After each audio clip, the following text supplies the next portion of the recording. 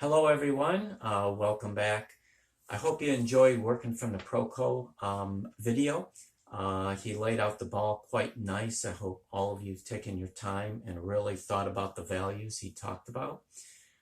Trying to think about each one of those and how they're placed in order to make the illusion of a ball. Very important that you understand that before we move to this next part.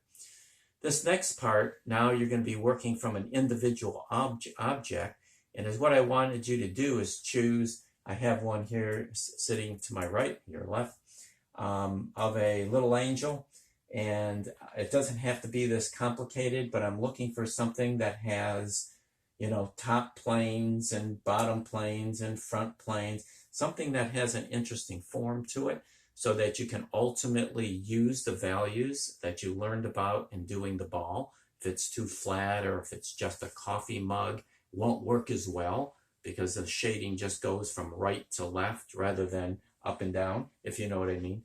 So in other words, you can shade something going horizontally across where it turns back, comes close, goes back, but you also want something that turns from the top to the front to underneath. So basically, you guys are going to be referring to your handout, which you should have done when you worked with the ball, when Proco is showing you these divisions. You need to understand them and how they work. So the first layout of this little statue I have over here, okay? So to save time, I just kind of sketched it out quickly. As all of you know, with drawing things out, you're looking for axis lines, looking for this axis line, this relationship to this relationship. So what you're doing is you're gesturing out your object, as all of you should know. This is done in charcoal. Yours can be done with pencil. However, if you do want to do it in charcoal, you can. But you want to use some paper that has a little bit of a texture to it. Do not use newsprint. Use Strathmore drawing paper if you do it. If you have charcoal paper, even better. This is Strathmore drawing paper that I block this out with. If you do it with charcoal, you start with the vine charcoal, take your time and rub it. So, is what I wanted to show you with this, your shadow pattern, like in the ball, we've got it up here, I've got a little star by it. The shadow pattern should not be the darkest area. Now, on this, because I've got now the light coming from the other side, some of you might be able to see the shadow, some of you might not, but it is in reverse from what I did it. But nonetheless, you never go after your darkest dark first. So this is the overall shadow. And as you know, it can just be known as a shadow pattern, or it could be known as a light shadow. Those terms are exactly the same. Some people call it a body shadow. All of those terms you're going to read, they all mean the same thing. So it's your average dark. Remember, when you're placing in that shadow pattern, it's on this one as well, but it's harder to see because I broke it down further. That's why I wanted you to kind of see it step at a time. So here's my shadow. I then put in my center light. The center light, as we have it here, shadow pattern, center light are the first two values on your object that you're working with once you get it laid out, okay? So center light can be known if you read it in a book, and some people will call it not center light, but they'll call it direct light. So if you eliminated a highlight, you would see a light won't be white, even on a light object. And the object you're going to work from ought to be a very light object, preferably. This sculpture isn't white, but it's close. So the other thing I'm thinking about is following the pattern, okay? Following the pattern of light and dark, take your time. The wing of the angel tied into the head, all of you should understand that now. Back here, these two shapes merge together for me in shadow. Don't hang on to the edge. I outline this a little darker in places so you could see it clearly on the video. This wing ended up being in light, so it did make some separation. These strands of hair were in light because of the light coming down from above.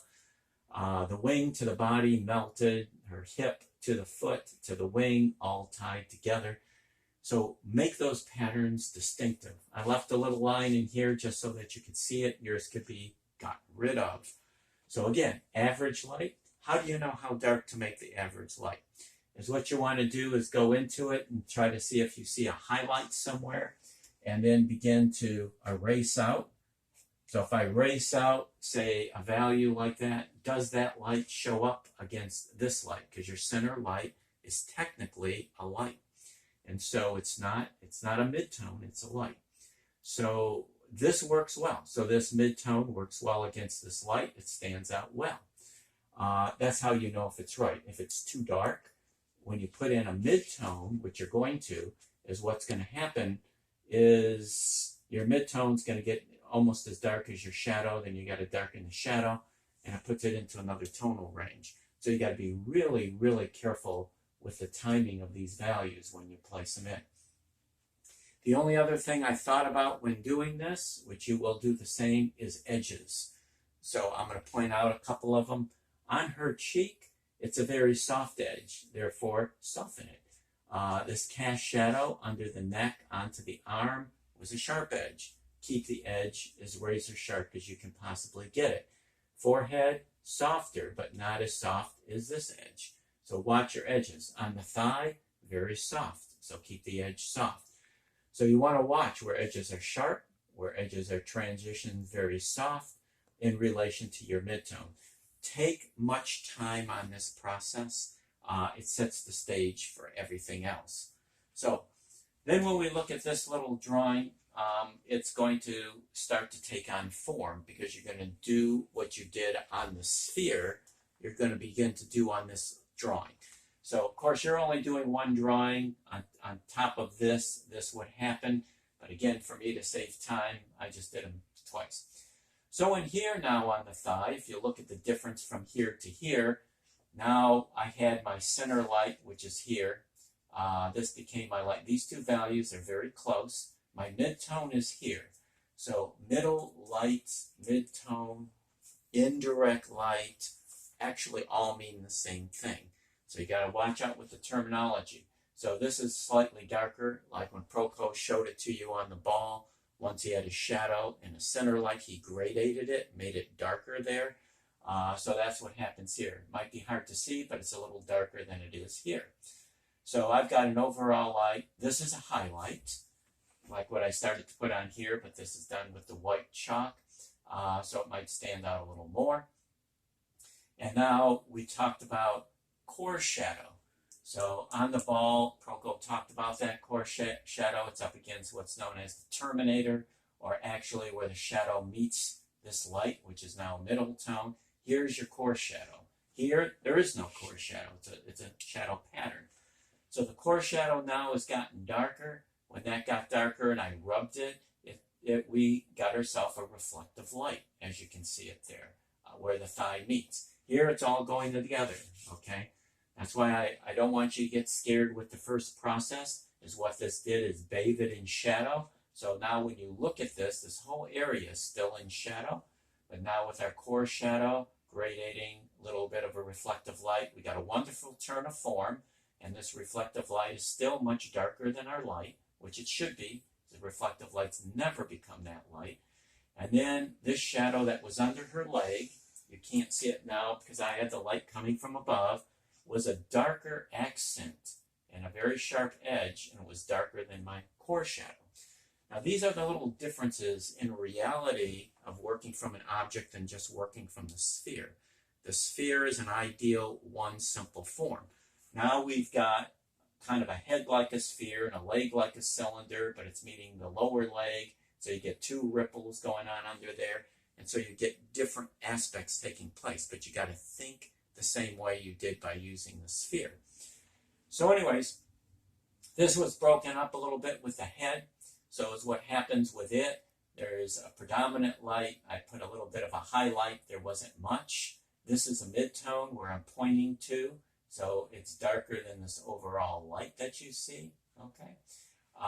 And then in it, there's a few little darker accents. Here's my midtone, a little bit of dark the way that it happened. Under the jaw got a little darker. So this is no longer one dark shape like this is, okay?